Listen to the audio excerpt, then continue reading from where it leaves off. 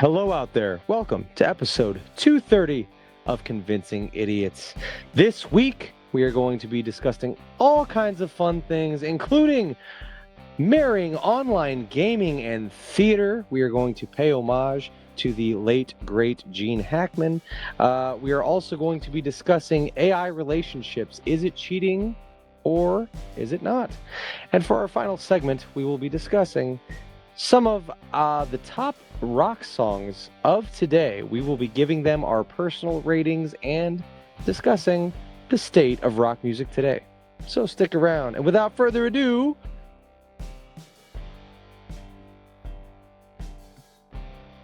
You guys enjoy your whatever that is. All right. Test. Test. Call it again? Convincing idiots. Convincing idiots. Called it ham gravy. I informed them that I sided with the stat man, not just anyone's opinion, the stat man Brian Fisher. These kids today. Jingle All the Way is in fact the best Christmas movie of all time. I need to get Grandma a present, and my herpes is flaring up. I got it. Mm-hmm. Yo. I'm the millennial we're Santa. three friends representing three different generations. That's our whole shtick. That's our thing. Mm-hmm. Nick got the whole poop. Mm-hmm. I'm standing in the sea Caucasian. breeze, holding a turd, just mightily. I'm just going hitting hats. Anyway, on a lighter note, Welcome to the podcast. Welcome to the vodcast. Welcome to the broadcast. Boys and girls, welcome to the show. This is Convincing Idiots. My name's Dean, Decennial, or Cat Pickle, whatever. yeah, Brian Gen X. Woo, fuck yeah, buddy. And I'm Millennial Nick, and we are ready for episode 229 of Let's do Convincing this. Idiots. Let's do this. 230. 230. What's that? Oh shit, I missed last week. It is 2:30. See what happens, kids? You miss one episode and you don't know which way's up and down. That's right. That's So right. never Get miss an episode of Fucking Convincing what Idiots. there, buddy? Do not be like the lazy millennial Nick and keep up with this podcast each and every week. We are Convincing Idiots, a weekly podcast of three friends representing three different generations, getting together almost each and every week, for at least most of us, to discuss all things nerd and pop culture. So if you've not already done so, like I said, don't make the same mistake that I did. Be sure to like, subscribe, rate, review, follow us on whatever platform that you choose to follow podcasts so you never miss an episode of Convincing Idiots. You can find all that information on our link tree. Just go to Google and type in Convincing Idiots, Linkttree, Linktree. You'll find all those links to the socials, as well as a link to our merch store. We have a plethora of Convincing Idiots goods for you to place on your body or perhaps around your home bar that would display Yeah. proudly your love for the three of us in this podcast. You will also find a link to our website, or you could just go directly to that, which is convincingidiots.wordpress.com.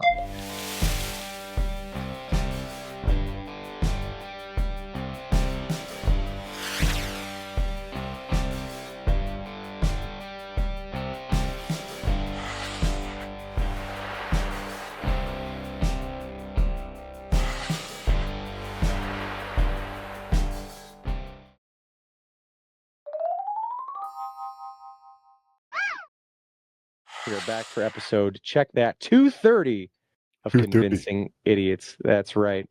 So, Brian, what's good in the hood, my Irish Superman friend? Yeah. Well, first of all, what's good is what drinking here, hopefully. So Mm-hmm. What are you drinking there, bud?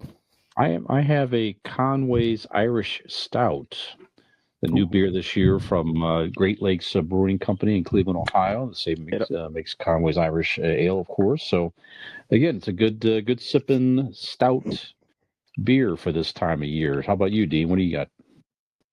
I am drinking the pumpkin whiskey that I got for Christmas there. The Southern Tier? Southern Tier pumpkin whiskey? Yeah, Very nice. Yeah. very tasty. Right on. Yep. Speaking of tasty, how you like this for a segue? I'm drinking Victory's Tasty Cake peanut butter candy cane. Robin got me this Interesting. and some other fantastic beers for Valentine's Day. This is porter from Victory Brewing. It's delicious. It is Peanut very butter much candy a dessert. cane. Do you Dessert get the flavor. mint and the chalk or the peanut butter? I'm not getting a lot of mint in there. Okay, I'm that's not good. personally, but it is heavy on the peanut butter. And yeah, I'm just getting a lot of Tasty Cake. Hmm. All right. Interesting. Heard that Okay. was Sorry, good. Tasty Cake's the brand, not what I call Brian sometimes. Tasty Oh. Cake, yeah, that's right. Very good. Well, last weekend was nice, first of all. So Friday last Nobody week. asked that. It's awful presumptuous to just Well, launch into that. Telling you anyway. All right. No, but my lovely daughter's fiance Joey, nice guy. So we went out finally for a belated birthday celebration for Joey. Birthday was the beginning of February, and went to the Spicy Sombrero over in Stowe. So nice evening. Allie and I, my mom, Peyton and Joey went out to have a nice Mexican meal. Small place in Stowe, but the food's very good. Good drinks. They don't script on the tequila and the margarita, I tell you that. But it was very good. And then Saturday, Allie and I did a very adult thing and bought a new mattress and bed frame. Okay. They're What'd you getting there. When you Some of said these the older folks take a little bit to get up to there. Yeah. We're getting there. Okay. Got a new bed. Got a new frame. They got to move up and down with the buttons. You didn't have to like hurt his back doing stuff. One of those ones that just That's what dumps it you on the does. floor in the morning. Just Not the George Jetson level there. No, not quite like that. But Okay. you know, the head and feet will adjust. So it's definitely we'll upscale. meet. So it'll be here tomorrow. I'll tell you how it is. Absolutely. All right. Yeah. And then we just made a day of it in Cuyahoga Falls. We went to Cuyahoga Falls. We walked up and down Front Street in the falls, did some shopping in some little shops there. Grandpa Joe's candy shop, which is like a little mini sweets and cakes, you know, a lot of retro candy and pops and different cool things. And some of the little antique and thrift stores and stuff. And then we stopped at Leo's Italian Social on Front Street there. Never been, heard good things about it. They were absolutely jam-packed. We were able to sit at the bar. They had full service at the bar. Had just a very good Italian meal. So that's definitely a place to go to if you're in the Falls area, for sure. And then we got a couple of stamps on the brew path at MacArthur Brewery and Missing Mountain Brewery on the way home. So it's a nice full day and a very enjoyable time. So, and then just a crappy week at work, but glad to be here with you guys, relaxing. So, Run that all together at the end. That's good. Yeah. So, how about you? Go to shitty work and do a shitty podcast. It's fine. Yeah, just keep it going. That's absolutely. Right. Yeah. Dean, how are you? I'm terrific. I any better, I'd be smiling, Brian. Let's see. Over the last weekend, we did the Kent Beetle Fest. Yes. Mm-hmm. So we got to go to a bunch of different bars in Kent, Ohio. They had every bar had a different Beatles cover band playing. We brought the kids because Nora's a huge fan of the Beatles. Enjoyed all of that. Got to enjoy a lot of different live music. I think it might have been Carter's first actual going to a place with live music. So I didn't go with you guys. You guys went last year, didn't you?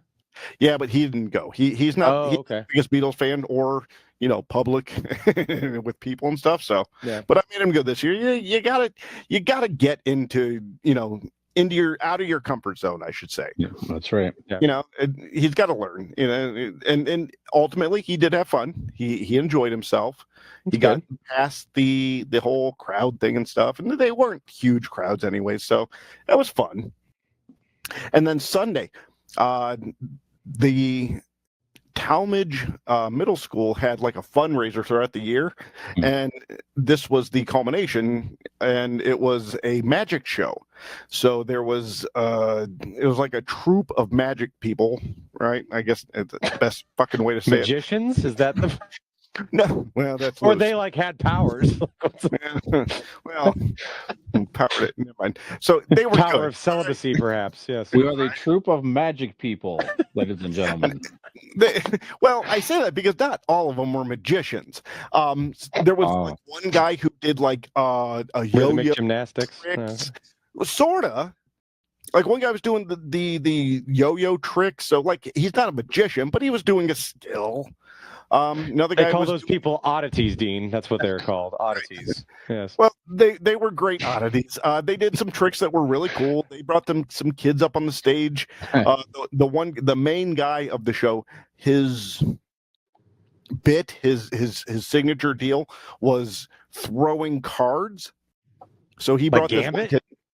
Yes, All because like he actually, one of the kids he brought up on stage was one of Carter's buddies, and he held a stalk of celery in his mouth, and he would throw the cards and cut it down, up until, it was neat. They did like some actual magic tricks where like they sawed a fucking girl in half, or she reappeared in the crowd. It was fun. I've never been to a magic show, and it actually makes. There you go. Whoa! You got enough skill as to fucking perform in front of middle school kids. So you guys, if you've never watched us on YouTube, now's the time to fucking start. Brian's up here with it, doing his weird things. Got yo-yos. Mm-hmm. Wow. I mean, that's good. I'm going to do like a triple twirl here. I don't know how. Shoot. And okay, there goes your work computer monitor. All right. Yeah, keep working on it. All right. I'm not buried in pussy is beyond me. All right. So, other than that, Monday, Tuesday, I think it's fucking Monday, right? So, Monday morning, I take the kids, half-hour drive from out here in Barberton over to Talmadge, right? And I go and drop Nora off, and I drive up to the school, and Carter's like, he's been coughing, right? A little bit of cough, kind of a dry cough. I thought it was allergies or whatnot. He had it last year. So he'd been coughing the whole time. And we get up there and he goes, Dad, I just don't feel good. I'm like, what? Not what? Just, just try to get through the day, just kind of work through it. And he goes, Dad, I really don't feel good. I'm like, okay, fine. So I just run past the school, right? And we get on the highway to come home. Uh-oh. And he's like, Dad, I don't feel good. I'm like, yeah, we're almost home, bud. We're about 15 minutes out. We're fine. He goes, Dad. And I turn around and his cheeks are blown up like a goddamn puffer fish. Oh, no. And I'm like, no. I said, we're on the highway. We're literally in the middle lane of the highway, 15 minutes away. You're just trapped in your eternal doom vomit. It's just happening. So the best thing I can say is throw up at the window, not thinking he would. Oh. He rolled down the window, stuck his head out, and threw up on back 5 fucking cars on the highway. Oh, no. On his own face, down his shirt, and along the whole side of my panel of the car and on the back. And there's throw up everywhere. Oh, no. There's nothing you can do. I'm like, all right, well, are you done? Should I leave? So we roll like a few weeks ago with the goddamn cat. Did you get all the cat shit out of your car yet? I drove down the fucking highway with the windows rolled down because it stunk again. Wow. So how's he feeling now? But he's fine now. And he's like, as I'm driving, he's just holding his hands because they're both have vomit all over them. And he doesn't want to touch anything. He goes, it smells. I'm like, I know. There's literally nothing I can do about this until we get back. So, and we got back. I cleaned it up like I did the cat, wiped down the car. I'm never going to fucking get rid of this car. It's going to just smell like fun for the rest of my life. It smells like a traveling magician yo-yo troupe was in here. What the fuck is this? I can't take this car back. Exactly. Except what he put out did not come back in. Well, actually, it just missed the mouth and hit his face. Yeah. So that's good times. That's about everything. What's going on? Yeah. Went out to dinner tonight with Megan and her dad, and had a beer with John, and Jeff was there, and so I've been drinking all night. After this week, I fucking need it. Wouldn't be a proper night unless you end up throwing up on yourself as well. Right. Yeah. Nikolai. Um, What's going on? we've gone a lot of places. I was went to a concert last night in Lakewood, saw a few bands that I love. Went Sunday and saw the Lumberjacks. Is your neck sore from headbanging? What's that? Is your neck sore from headbanging? Because John's I was actually in okay shape today. Back was a little sore, but I was actually okay. I'm too old for this shit. Just tired. But yeah, went to I just said Lumberjacks. It was the Monsters game on Sunday, and took my mom with us as well. So my mom and the kids and I. But most of all, the most noteworthy was Saturday night. Went to see Mr. Speed, the Kiss tribute band, at the Goodyear Theater in Akron, and it was awesome. My mom got these were Oliver's big present from my mom this Christmas for all four of us to go. So really cool. I mean, I was telling Brian a little bit off camera, but we were 4 rows from the stage, the same side that the Gene Simmons impersonator is on. And I got to tell you, man, like these 4 guys have the mannerisms down. They got the look down. They sound good. The stage setup is really elaborate. Like you can tell. I mean, they've been doing this for 31 years. They've been a Kiss tribute band for 31 years. This is the first time you've seen them, though, right? No, I've seen them in the past, but something different about seeing them with the kids. And Oliver's such a huge Kiss fan that I've often felt like I've been a little bit bummed because Oliver didn't really start getting into Kiss until after we had just gone and seen actual Kiss for the final time last November. Sure. So I'm like, man, he's like. You're never gonna get to see him. That sucks. And he loves him so much. Like he just everything, Kiss everything, and his room's all done up in Kiss stuff, mostly the things that Brian has given him and things like that. But yeah, man, he loves Kiss so much. But this was they give you the Kiss experience, and in a small way that you can't get unless you're going to spend thousands of dollars to go see the real Kiss that close. Like you're just not going to get that type of experience. It was really cool, and like I said, the guys were great. So cool. They had Oliver and my mom went up and met them after the show and took pictures with them and stuff. Got Oliver a poster of theirs that they all signed and just put it in a frame the other night with the pics that he got from the show and stuff. But yeah, so cool, man. He's dressed up like Gene, in full wardrobe, like full on Halloween, full makeup, the whole 9 yards, the boots that are made and everything. What's that? Who did the makeup for Oliver? My mom does the makeup. She does a really good job. Yeah. She did. Yeah, she did a phenomenal job. And but yeah, at one point in between songs, the guy that's playing Gene is, we got Oliver on the edge and he's like by an aisle. He's on an aisle seat. And in between songs, the Gene impersonator points out at Oliver and motions for him to like come up to the stage, come over to him. And he walks up to the stage and he reaches down and he hands him one of his picks and stuff. So fucking cool. That's man. Awesome. It was so cool. I mean, he was looking at him all night and it was the coolest thing. Like it made me feel better that it at least cushioned the blow that I'm like, no, he will never probably see the actual Kiss in person, but Mr. Speed, that's something you get to live, like he'll live with that memory forever, right? Oh, it's sure. cool. Yeah. I mean, he's 9 years old, so he'll absolutely remember every bit of that. You know what I mean? It was super cool. And it was like, I get to see Kenny Rogers, and all he told me was how much shitty of a crowd we were. Anyways, sorry. Go ahead. I took a bad gamble on this crowd. It sucks. That's exactly. He knew his stuff. That's right. Yeah.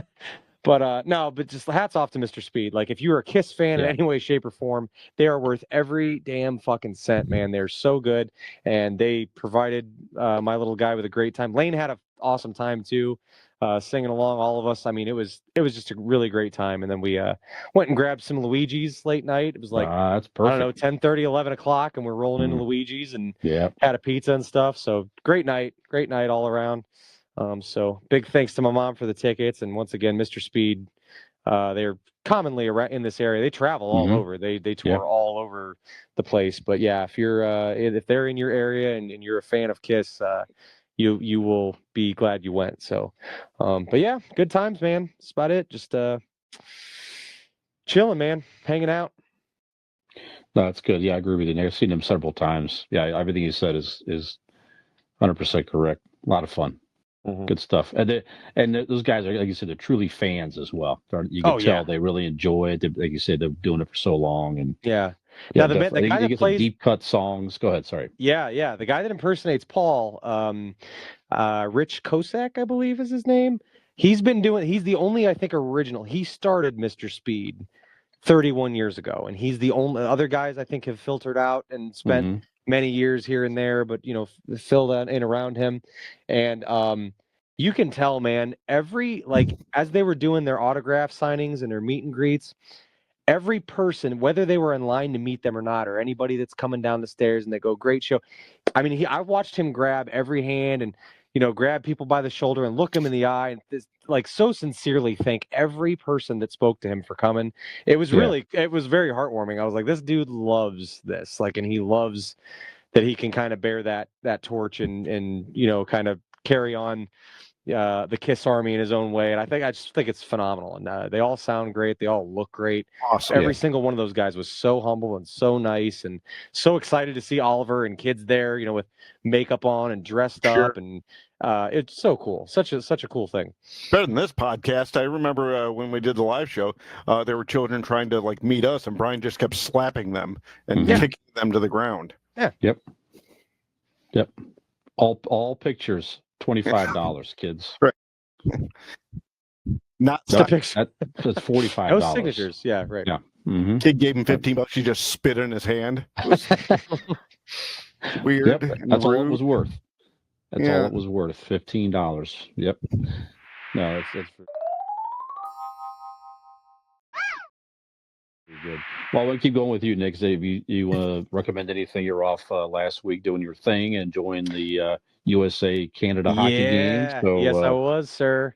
Beyond that, what have you watched you want to recommend or talk about that? What are you going to talk about? Go ahead. Nothing. I was wrapped up in the Four Nations face-off for a solid 10 days. It was incredible tournament, as you guys know. And now, is that the All-Star game new thing they're doing? Is that they what didn't that do is? an All-Star game this year in lieu of that? So basically, this is the first time NHL players have participated in any type of international play in 9 years.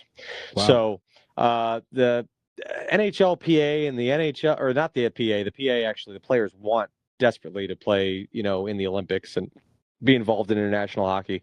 But the NHL and its teams had this thing basically where they didn't love the idea of mid-season sending their stars off to potentially get injured and go be involved in something that's not even making them or the league any money. So Gary Bettman, wily little fucker that he is, thought, I'm going to put on my own little thing. It's not going to be the Olympics. It's going to be 4 teams, 4 nations face off. And everybody in hockey circles was everybody was kind of like some made up Olympic, some NHL manufactured fake Olympics. I don't know. But the players, what really carried is the players really took it seriously. I mean, the pride that they all 4 countries felt being able to put on their country's sweater and play for their country was very cool. And the USA Canada games were phenomenal. Obviously, there's a lot of politically charged, things behind those games. Very aggressive, very violent games, hard played games. And I will tell you this day, I've been watching hockey for, how old am I? 37, about 30 years.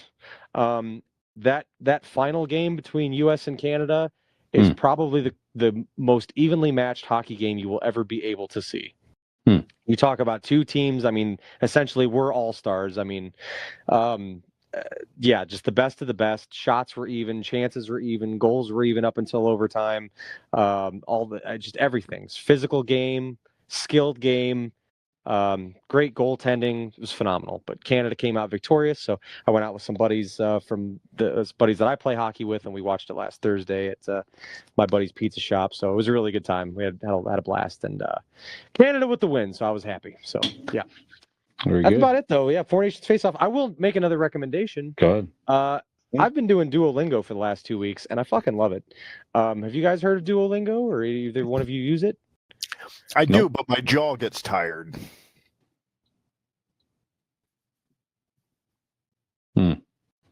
Is a blowjob joke? Cunnilingus. Okay. Okay. All right. It's Yeah. Duolingo is the name. Yeah. You got it mixed up. Well, Okay. that's a screeching halt there for a second. What I fucking do, Brian, baby. it's time to dust off the cricket sound effects Yeah. for that part right. for I sure. haven't used it lately. Yeah. Yeah. Crickets. Fuck So you. what is Duolingo? Is that learning a language? Duolingo, yeah, it's a free. You just download the app and you can basically pick your language, and it teaches you a language through like apps and games and things like that. And I need it's to do fucking that. awesome. Yeah, Yeah. it's great. I mean, granted, What I took language are you learning? I need to German. learn German. I need to learn Yep. Spanish myself. But yeah, good job. Yeah.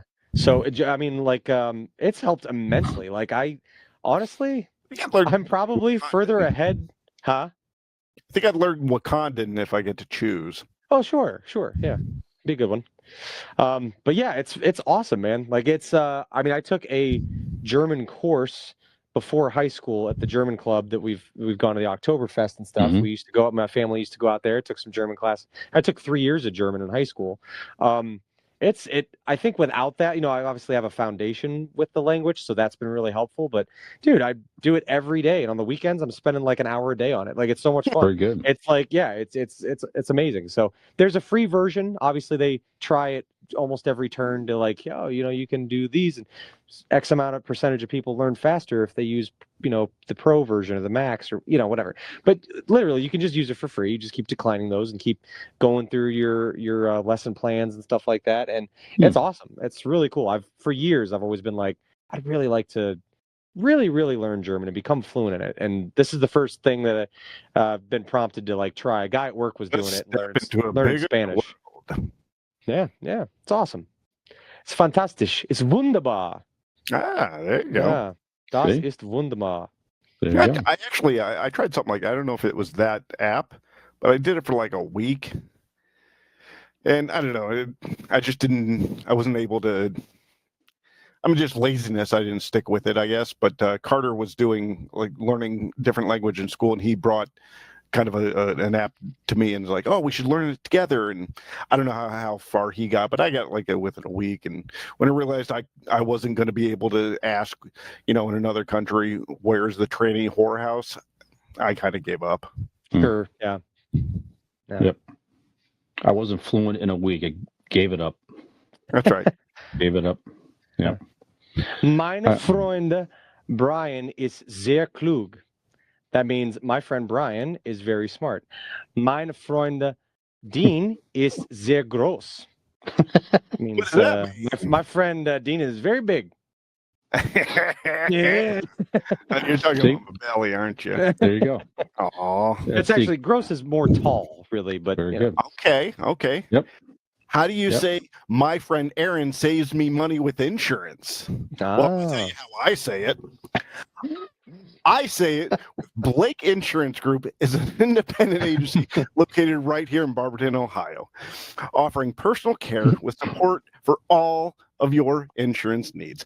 If you need auto, home, or even life insurance, give Aaron a call. He'll treat you with honesty, respect, and the care that you deserve.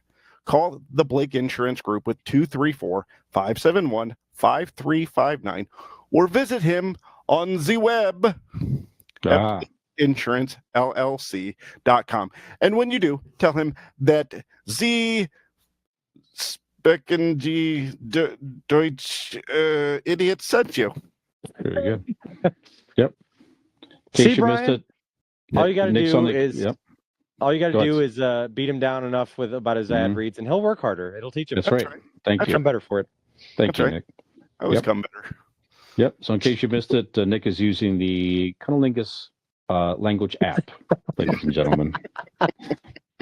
Very good. You're really speaking well in this new tongue of yours. Yeah. Dean, have you watched or anything you wish to recommend or read any? What do you want to recommend? Anything at all? Watch, read, listened. Go ahead. I actually didn't write it down here, but we started the new, I think, season 3 of Reacher. Okay. I don't know if you guys are familiar, but I haven't that shit, watched it yet, but yeah, I know. I've heard of. I know what it is, but yeah. Mhm. it's so fucking cool. It is a throwback to like an 80s action movie show or whatever.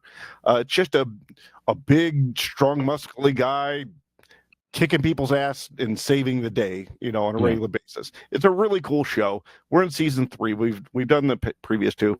So Reacher, huge fan, love it. I wasn't the biggest fan of the first season. It takes you. I didn't go into it in the mindset of like an 80s action show. So Mhm. I was I'm like, what the fuck am I watching? But once you realize what they're doing, you're like, okay, this is cool. And then each year they got better and better. In this 3rd season, we're caught up. I think Thursdays or Tuesdays, whatnot, is when the newest ones come out. So yeah, Reacher. I believe it's Prime, something like that. I think it is Prime. I Yeah. think it is on Prime. Yeah. And then also, since that's the only thing I've watched, I am reading a book. I wanted to say this because I don't read, right? I'm a fucking idiot. So I don't read books. I listen to them on tape, but I've actually started. I have a stack of books that I haven't read over here, but I actually started reading this book that I've had for about 2 years. It's called Time Traveler, or Time Travel, the Science and Science Fiction, right? And it is about A llama wearing red pajamas. Exactly. No, the author kind of goes through it starts with like the science of time travel, like the idea of what could be possible, right? Like Einstein's theory of relativity, all these different scientists on their idea of what could be and how it could be, right? Not saying that it is, but this is all of these. Here's how it could be feasible. Yeah. Correct. And then it goes through, some chapters are like this guy's favorite time travel shows and movies. Some of these are people's stories about like time slips, and they go through like the Montauk Project. I'm halfway through, so I mean that's as far as I can fucking go. But I'm a huge fan. I'm really bragging at this point because I'm a fucking idiot, and I'm reading a book. I'm halfway through, and I'm actually sticking to it. So I'm pretty happy with myself. So Time Traveler, the Science and Science Fiction, by Nick Redfern, I guess. Yeah. There we go. Very good. Are you still reading books at the gym, or? No, I did actually go to the gym today. I fucking knocked it out today. I did. Knocked out 2 chapters. That's right. No, I've been reading and going to the gym. Not as often for either as I should, but I'm working it. There you go.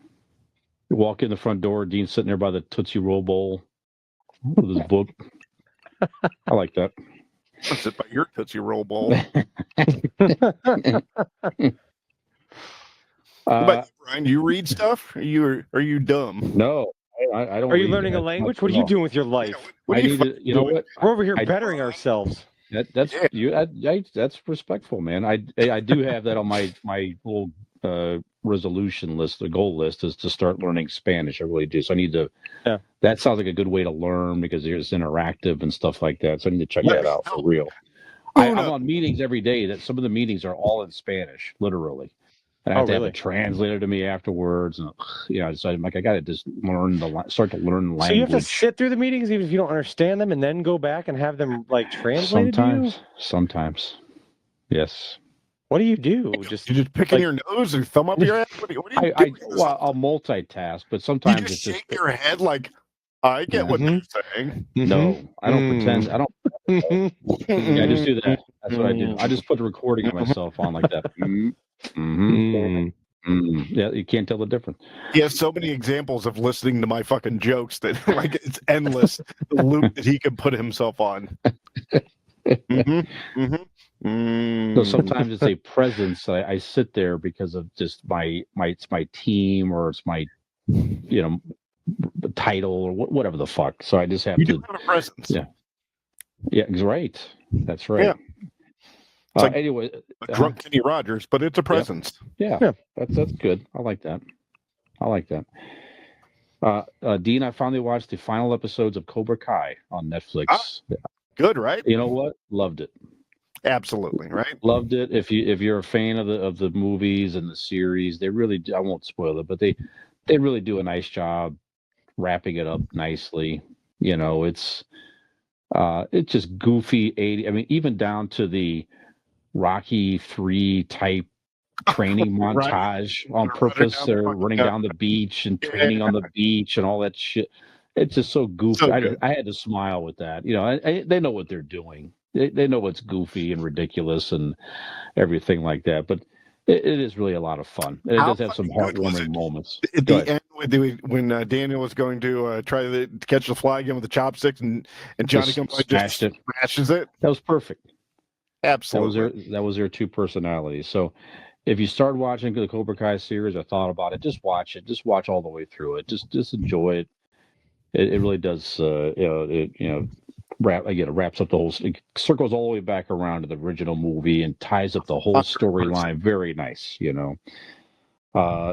Allie had never seen the original Daredevil series on Netflix, which is now on Disney Plus. So I've been telling her, hey, season 4 is coming up next week, and have you ever watched it? No. So we watched a couple episodes, and now she's into the Daredevil series. So I haven't watched it since it was on originally, Can I ask a question real 2015. quick?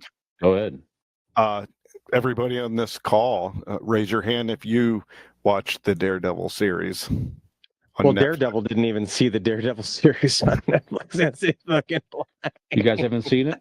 No, I had that. I not. No. I'm telling you right now, just go watch a couple episodes of season, and you're going to get sucked in. There's 3 seasons originally. Season 2 gets into the Punisher with John Barenthal, who comes back and reprises the role in the new I did watch that season. Yeah. Season 2? Yeah. Or the Punisher? No. I watched the Punisher season. No. You watched the second season of one show? You watched the second Daredevil season or the Punisher series? I watched the Punisher series. Okay, the Punisher is introduced in season 2 of Daredevil originally, that version of the Punisher. So anyway, trust me, watch it. It's great. Okay. And it sets up the whole. I mean, it continues that storyline in those 3 seasons. Season 4 coming up here, so to give you a nice background. They're long season. I mean, it's like 13 episodes in season 1, and about an hour each. So it's no joke, Wow. But okay. Very, very good. And last night I watched episode 1 of the new Robert De Niro series on Netflix, 0 Day. So, interesting premise. I only watched 1 episode, but I'm intrigued. The storyline basically is all electronic devices blip out at the same time. And if everybody gets a message on their phone across the globe that this will happen again. So all power, everything goes out for a while, and it causes all kinds of, traffic accidents, stoplights go out, everything goes out, plane crashes, and it just causes a lot of chaos. You don't know who did it, where it came from, and Robert De Niro was an ex-U.S. president, and they're kind of bringing him in to possibly, run some type of organization or mission or assignment or something to try to figure out what happened here. That's kind of what they're setting up. So, it's Robert De Niro. If you like Robert De Niro, he's not going to disappoint you at all. TV series he's ever done. Yeah, it's good. It's highly produced. Really? I guess so yeah, just watch episode 1. If you're not intrigued by the story, probably keep moving. But I'm definitely interested to continue. So that's right. it. Brian, if you like that, seriously, I didn't mention it in what I've seen, but I've been keeping up to date, and I think there's like 1 or 2 more episodes left. But Paradise, I believe on Hulu. Okay. It's the same from what you just described. There's a same attitude, same kind of feel. But Paradise, there's a guy from That Was Us. Okay. Do you call it that because the show's over now? That Was Us. This Is Us. I'm sorry, Jesus. You always say That Was Us. And is that the cool thing to do because it's past because tense? Because he does a podcast where they review the shows, and that's what the name of the podcast is. So I keep. Yeah, so you really should watch Paradise. I believe it's on Hulu. If not, just fucking Google it. You'll find it. Really good show. Same kind of idea. Okay. Very good. All right, guys, we're going to take a break, and we're going to come back with some pop culture headlines and our Ask an Idiot segment, and we'll bring that to you after the break. Wow. Thumbs up in your butt. Gen X Brian here from the Convincing Idiots podcast. If you're enjoying our show, tell a friend. And if you're not, well, tell two enemies.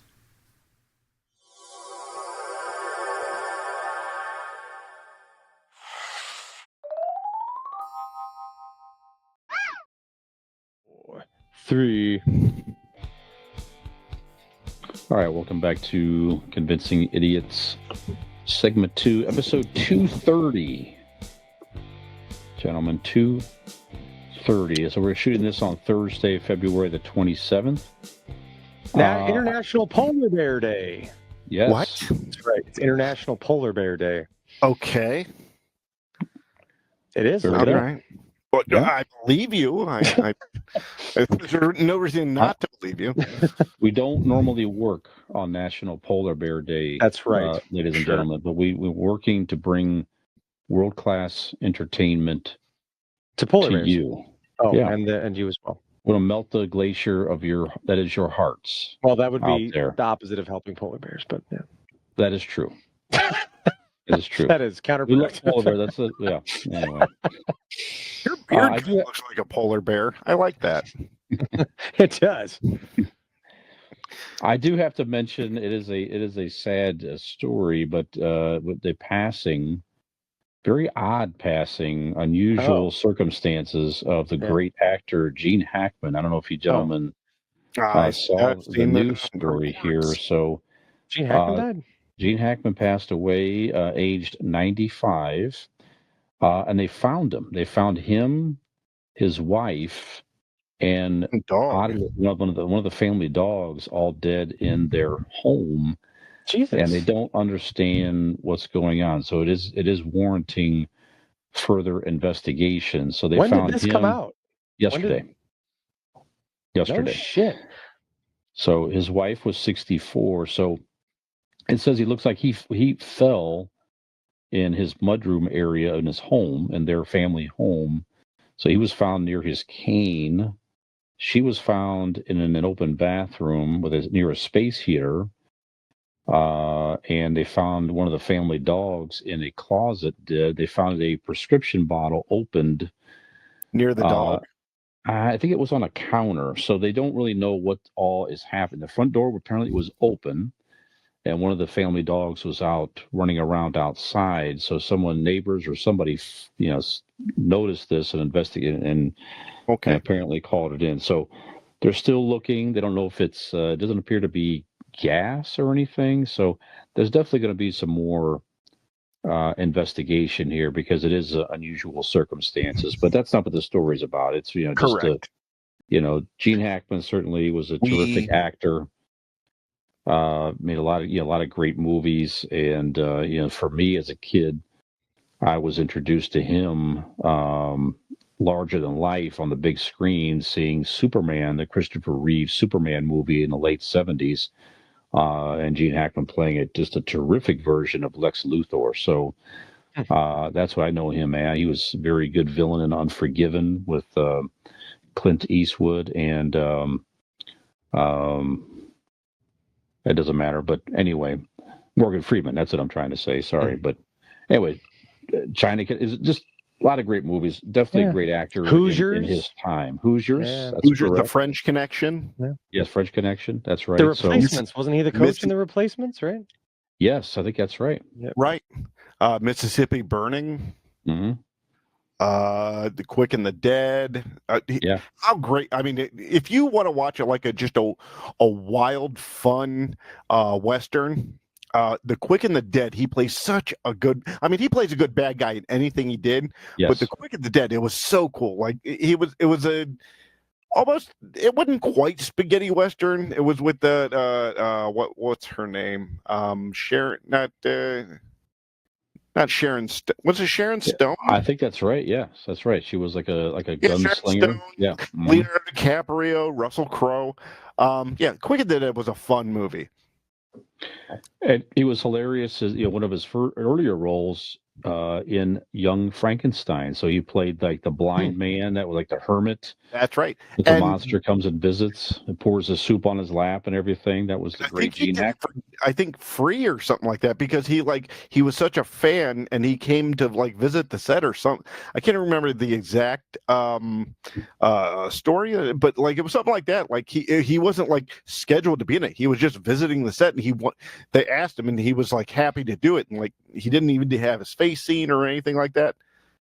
He was just a That's fan. great. Yeah, he was one of those actors where it's like, is this going to be any good? And you saw that Gene Hackman was in it. It's like, okay, the fact that he was in something you knew was going to take that production to another level. Just a seamless, great actor. One of those guys. So What's the definitely one of the best of one- our time. Go ahead. Yeah. Where he was on the submarine with boy, with the submarine fucking movie. But as I looked that up, I don't want any of this to go unsaid, because like we have done rest in peace obituaries, whatever you want to call them, for so many different actors that unfortunately passed in the past 4 years. Crimson Tide is the name of the That's movie. it. Yep. Yes, with Denzel Washington. Right. Terrific fucking movie. If you haven't seen it, definitely go watch that. But I don't want it to be lost, and because of the way he passed away, and that's what the report's coming out now. We've done so many of these rest in peace obituaries for so many different actors of the past 4 years. I don't want it to be lost, and to us to forget about how fucking terrific and amazing that man was as an actor. He was what, 92 years 95. old? 95. Wow, years really? old. Mhm. He has been in all of our lives. If you're listening to this, there's not an age that's Yeah, you've listening never to this. not seen a Gene Hackman movie. Correct. Right. Yeah. If there's any actor that passes away that deserves his fucking flowers, it's Gene Hackman. He was Lex goddamn Luthor, okay? In the greatest Superman movies made. He from the French Connection to the goddamn comedies they do, the obscure comedies that he did later in life. Gene Hackman has been a part of all of our lives the whole time, and your grandparents' lives the fucking whole time. Gene Hackman is as close to a national treasure.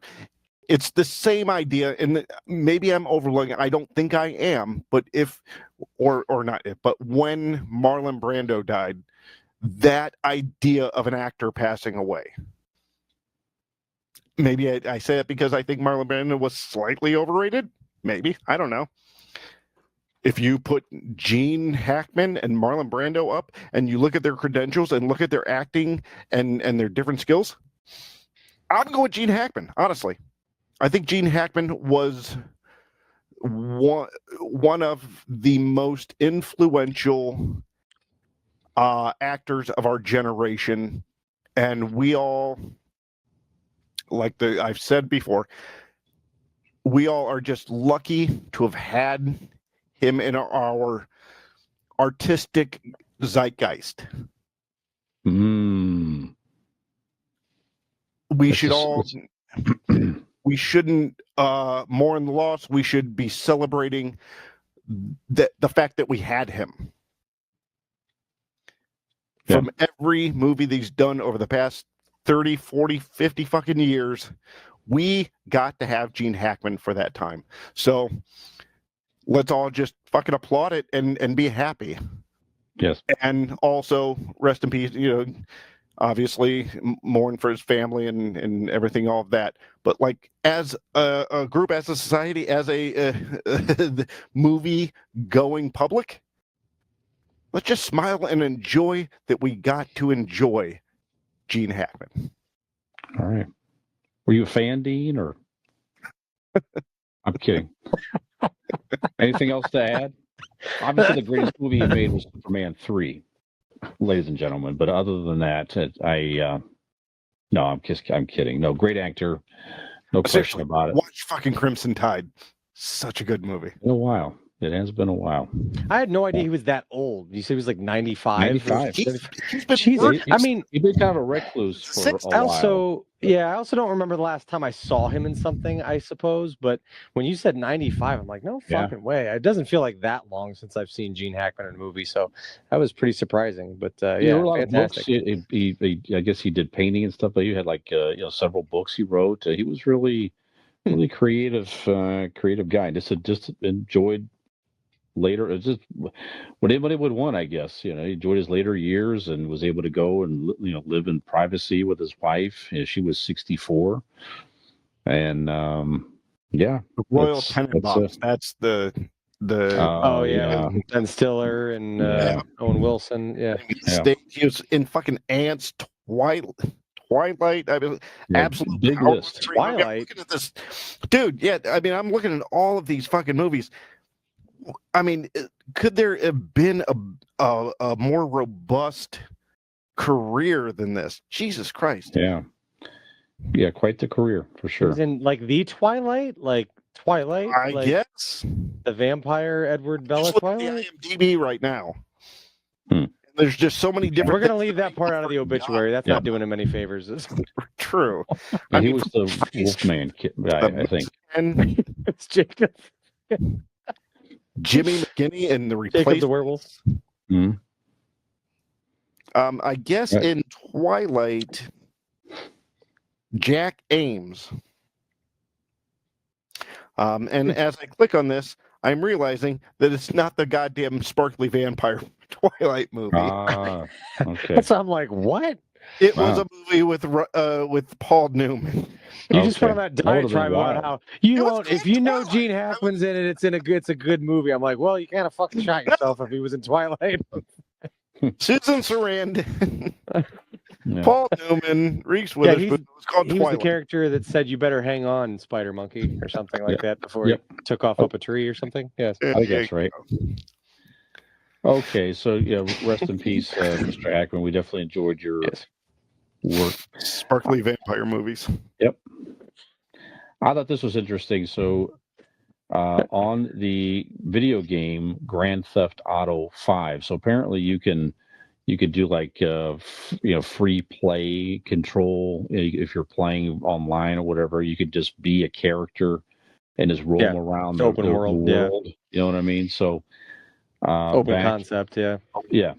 So back in 2001, so this is like during the pandemic, still, and 2021. Well, I know pandemic was 2020, but this project began filming in 2021. Okay, So you said 2001. That threw me off. I said 2001. Yeah, I said it wrong. Yeah. 2021. Okay, get yeah. Space Odyssey. So, Gene Hackman? No, it wasn't Gene Hackman. Although he could have started this, I'm sure, if he wished to. But some people got together and decided to create. So using Grand Theft Auto characters, they reenacted Hamlet. So they performed Shakespeare's Hamlet within the video game world using characters from Grand Theft Auto. So it's called Grand Theft Hamlet. So there's a documentary called Grand Theft Hamlet, right? And they put it out there, and fucking bacon. But they say live streamed it on Twitch and YouTube in July 2022, and I guess it just became very, kind of. Well, I didn't say super popular. It just became culturally popular with it. I just thought that was pretty clever. People just decided we're gonna waste some time and create this, and they had to go through it. They lost some performers throughout this, and they had to work hard to put it together. But whatever group of people put this thing together, so I guess you can find it out there online. So just look for Grand Theft Hamlet. I'm interested in it. I'm not going to watch the whole thing. I don't know. I just thought it was pretty clever. There are so many people. There are so many like youths out there that are ignorant by choice. That that are dumb and lazy, whatever like cliches you want to call them. This makes me. I enjoy this. That at least they're taking whatever video game apparatus situation that they're doing and bringing Shakespeare into it. That's right. Shut up, Nick. Video game apparatus situation. Jesus fuck. Were you alive when Hamlet was originally put on? My goodness. Apparatus. Jesus. It's just online gaming, bro. It's just fucking online gaming. That's not a bad title for the show. Video game apparatus situation. Podcast apparatus situation. Yes, I like that. I'm just saying that I like that you fucking kids are learning stuff. It is creative. Yeah. And it wasn't. I guess it wasn't it wasn't a mock of it. It was how many books or plays of Shakespeare have you read? Nick? Me? Zero. Okay. Well, these. First of all, they're illegible. You can't make sense of what they even fucking say. So like, it's impossible to enjoy. No, Shakespeare's really good. If you sit down, it's in like old English. Like you can't, without a translation, you can't even understand what's happening. Drink your malt liquor and then enjoy Shakespeare. Yeah, I got to pick up one of those reading Rainbows. apparatus situation things. Rainbow apparatus. Check out that. Yeah, I think it's called a book. Is it a book? I think that's what it is. No, but good for those guys. That's interesting. Okay, so an AI story here, guys. We've been an AI story in a little bit here. So, in an interview with the New York Times published this past January, a 20-year-old woman who used the pseudonym Erin, she opened up about her relationship with Leo. Leo is a chatbot that she personalized using OpenAI, which is the company that does ChatGPT. Oh, no, that was Brad Pitt, not Leah. That's correct. That's a different story. Okay. Yeah, that was the lady that someone put AI pictures of Brad Pitt. She thought she was helping Brad Pitt in the hospital and gave him like $800,000. This lady fell in love with her AI boyfriend, but happens to be married as well. So how does an AI robot get married? No, she's married to a real guy. Oh, sorry. And was having this relationship with his OpenAI character, chatbot, whatever it is, and I guess she began to have sex with it, which would, I guess how all that way. It's like a phone sex type deal, whatever it is. I'd like to know the logistics of Well, I guess I guess it'd be like you're talking to somebody on the phone, and you're probably that's sexting.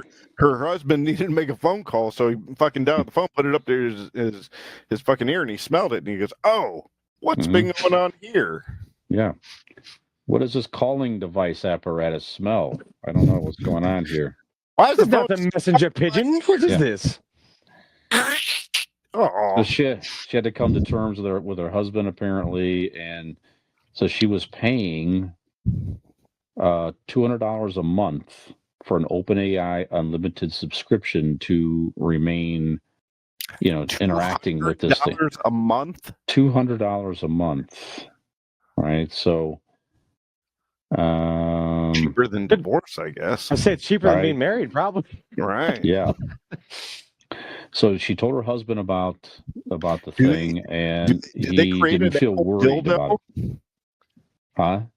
Do they have an Apple dildo that you can plug into the base of the phone? Then they might. They have the glasses. That might be the next thing that they do. Right. I don't know.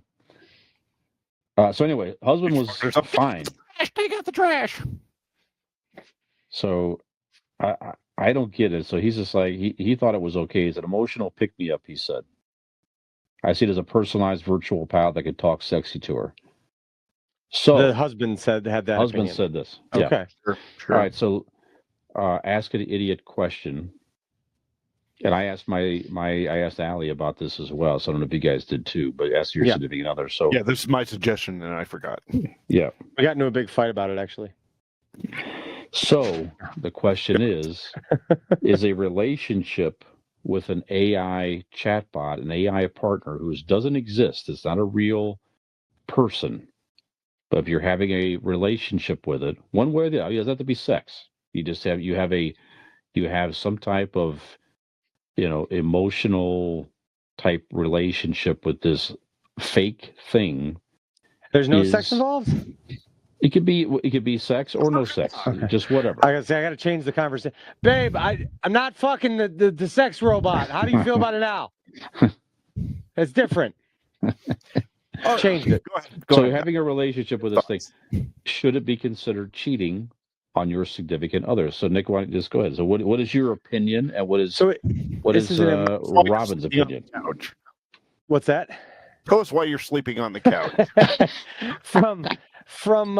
So we had this conversation because like we talked about it, and I was like, yeah, how would you feel? Like, what if what we came down to essentially is it depends on the feelings of the person, right?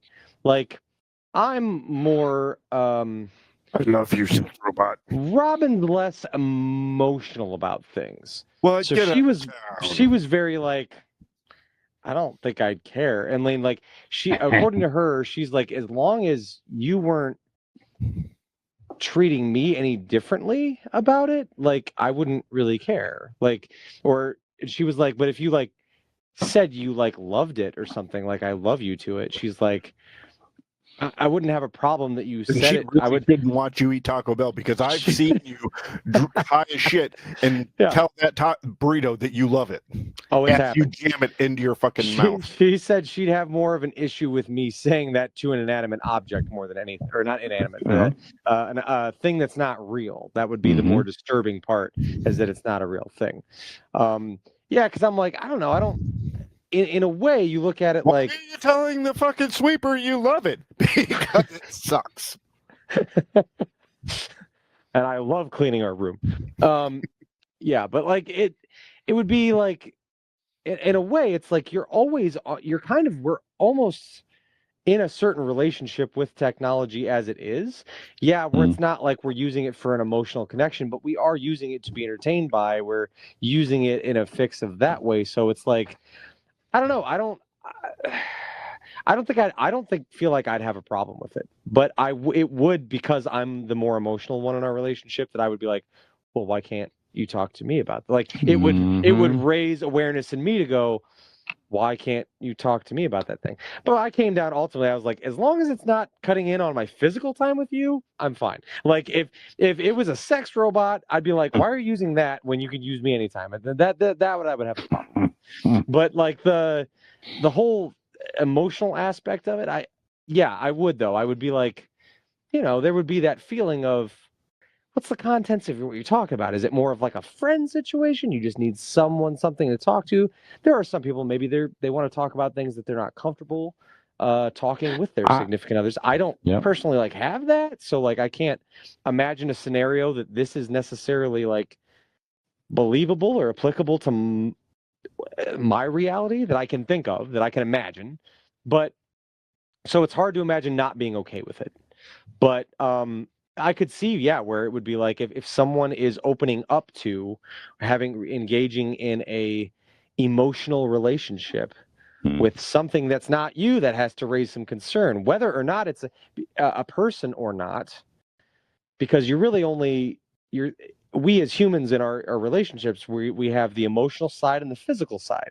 And guy brains and girl brains are different. And I think like guy brains operate often like sexist pig. Yes, we want like the emotional side of you too, but where we go, well, if you start opening up your emotional side, do you lose the physical too? And then what's happening? Am I being slowly edged out of all these areas of our relationship? And I don't know, it is a weird thing, but ultimately she said she doesn't think she'd be bothered by it as long as the way I treated her or interacted with her didn't change. So basically, she gave me clearance to have a AI side piece. That's totally fine as long as at the end of the day, she's still my number one. So that's where I think we came down on that. All right, kind of an open marriage. Marriage. We have an open relationship with the sex robots now. As long as it's sex robots, yeah. Dean, what do you think? Nicholas, knowing the emotional standpoint of your wife, I'm not sure that you're not having sex with an AI robot.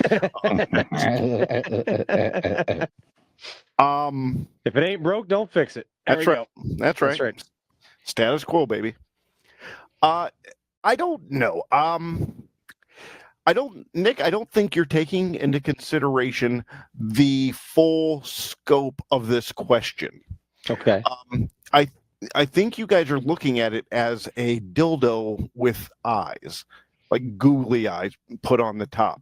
First of all, which would be hilarious and fun. But I think that this question comes to the idea of AI. And we've seen this on X and Facebook. What AI can do, the AI generated human that can sit and talk like this, and you don't know, or it's very hard at this point to realize if they're talking real or fake, or if they're real or fake. So you're imagining a physical thing in front of you that is AI. Question. A sex robot that is AI. Well, he never said sex. He just said No, AI. it's a chatbot. It's a chatbot. Yeah, chatbot. It's a chatbot. So you're basically like talking to Google or Alexa or what, but a hyper intelligent version of that. Yeah. Okay, then I have to fucking revamp my argument, because I thought you guys were talking about a real doll that is AI sentient or capable type thing. Okay, so that I would have a problem with. I'd be like, not a "Who's this physical fucking being. dude? Who's?" Okay, right. That's what I thought you were. That's yeah. No, that's different. Okay. Yeah. Okay. All right. So, a fucking AI on your phone? No, it's not cheating. That's stupid. Why would it be cheating? I really misread this question earlier. I'm sorry. Yeah, if it's coming from your phone and it's just like words, or hell, even if it is like a AI generated face on your phone, you can look at it. It can and talk to you and give you. But it does answer. So, at the end of the day, if you were messaging a virtual stranger, someone you'd never met in person, but you believe to be a person, and they were somewhere in your area or somewhere, whatever. Let's say you're Facebook messaging them, or you're DMing them on Twitter. Right. What is that then? No. Is that different? You know what I'm saying? I get what you're saying. It's a fine line. But if I found that my girlfriend was doing this sex AI phone thing, I don't think my question would be, is it cheating? My question would be her mental stability. Like, why is that an acceptable thing in her mind?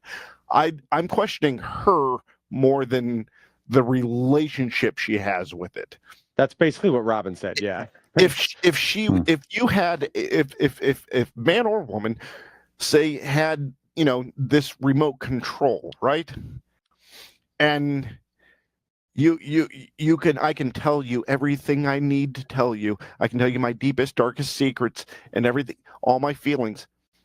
It's kind of the same thing. No, that's not interacting with you. The chatbot is interacting with you like a live being. It's still a fake thing. So my point is, I'm not mad at it. I'm more annoyed that my partner is dumb enough to have a conversation with a robot for her feelings. But it's giving better feedback than you are, though. That's part of the question too, right? So that's on me. Is that that's the question too, right? If your partner is turning to something else, right? Sure. Then you for emotional support, or for emotional connection, right? Then why? You're right. It raises a lot of questions in your own relationship. Why isn't your partner, talking to you? And I get, maybe it can start out to where, I'm just going to have fun with this, whatever. But if it gets to a place where you feel an emotional connection to whatever it is like that, again, and that's you're not part towards that your I'm going partner. to frown upon. Yeah. Now, what I'm not going to frown upon is, like, if she gets a AI chat thing that can dirty talk and she gets off because of that, that's fine. That's just a different way of. That's just watching porn. Yeah, exactly. Yeah, that's an audio porn. That's getting a kink going. That's fine. But it's Hmm. when you start getting the emotional shit, like Right. that you think that's the weird thing that where I'm questioning the partner going, yeah, what are you, what's wrong with you? And again, what's wrong with me that got you to go there? So, Right. No, that's where that's exactly I exactly agree with that. So Ali said the same thing. It would be cheating because it's an emotional relationship, and that in itself is cheating, right? So, would certainly, if you had a choice, you'd certainly rather have that than an actual person, of course, that you could how act does on and do something. But go but ahead. does the emotional um thing that you feel for, again, call it the remote or the AI bot, whatever, it's not real. If your emotional feelings towards it, right, does it have to, it can't give it back, right? Well, in your mind, it is because it's probably Right. it's It's fulfilling conversing. that need. So if you're a that you schizophrenic who thinks avoid. your dildo is in love with you, But we are also we're Yeah. I mean, and they are can again, be I'm not tied trying to argue, together. I'm trying to understand what you guys are saying. No, They because can be it tied is together, the acting. physical and the emotional, but at the end of the day, it's is the emotional. I think they're both valid questions. We're on And the I same also think guy brains work differently. Like girls, like when the girls answer the questions, they're not thinking about sex robots. They're No. thinking about an emotional connection. Correct. Okay. Our That's brains right. automatically What marry they want in our a brains partner. automatically marry an emotional connection to sex robots. It's part Sure. of the experience for us. It's everything. I'm Girls are just a little, lucky I enough think, to more be able to fit fixated my dick on. in the end of my phone. Yeah, but I mean, it is. I mean, both are. There again, there's that side of it to think of too, because it's like there's different interpretations of it. Because some guys would just be like, as long as she's not like fucking something, like I don't. That's not cheating. But like, a lot more women, I think, statistically, would probably be inclined Yeah. to say, yeah, an emotional connection is like you being disloyal to me.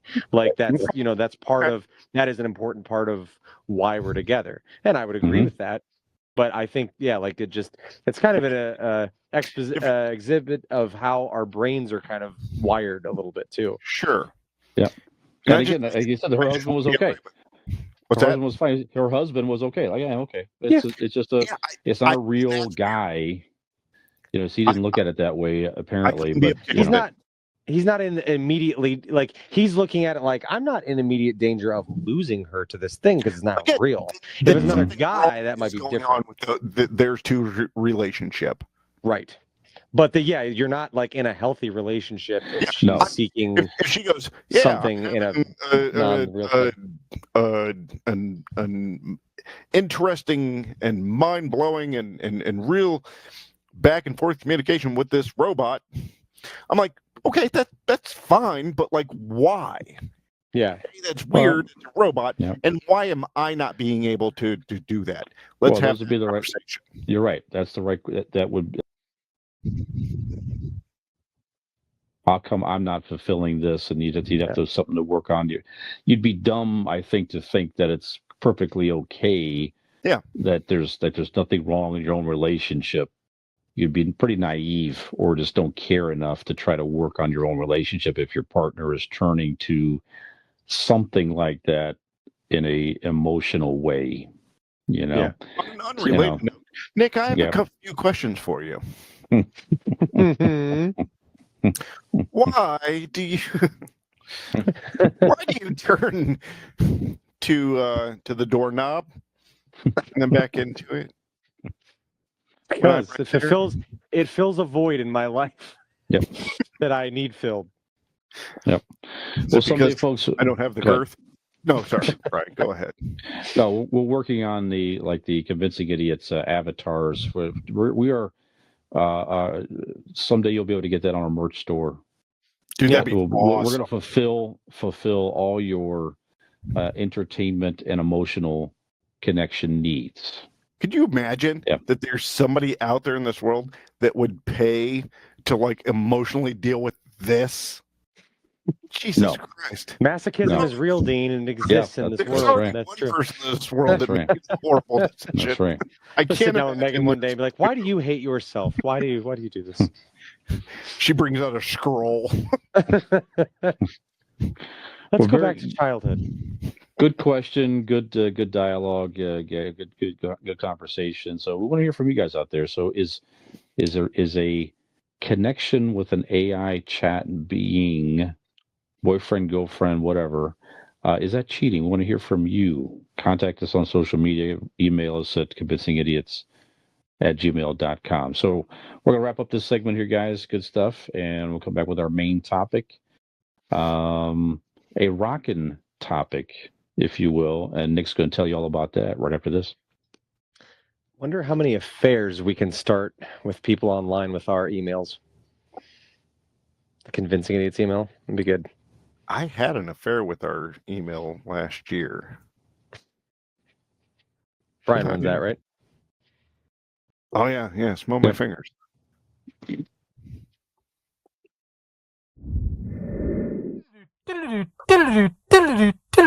Mm-hmm.